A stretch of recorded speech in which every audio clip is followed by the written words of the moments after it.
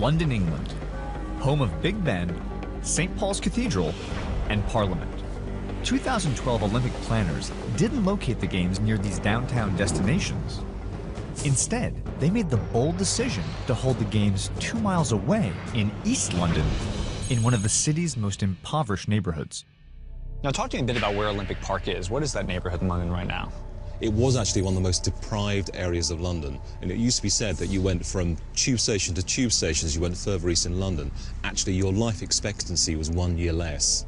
So actually, to see the transformation for the people of East London has been truly fantastic. And that's a big part of it, because when people think about the Olympics, we think about television cameras, millions of people descending, and in a 3-week period of time. Yeah.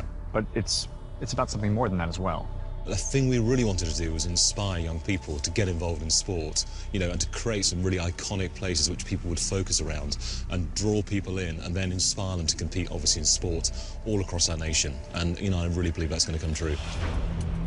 To make sure East London gets the full benefit of this $12 billion investment, planners had to depart from 110 years of Olympic tradition. Historically speaking, Olympic cities suffer from something called the white elephant syndrome. Basically, they win the right to hold the Games, build a whole bunch of stuff, lots of stadiums and housing and infrastructure, then the Games leave town, and all of it just sits there idle, taking up a ton of space and resources. Montreal took 30 years to pay off the debt from its stadium. In Beijing, maintenance for the Bird's Nest cost $9 million a year.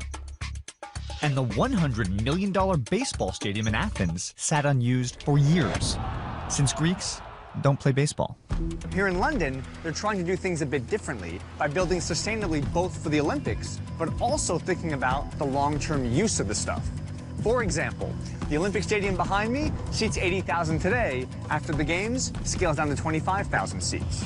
The entire basketball stadium will be deconstructed, 2/3 of the materials being recycled.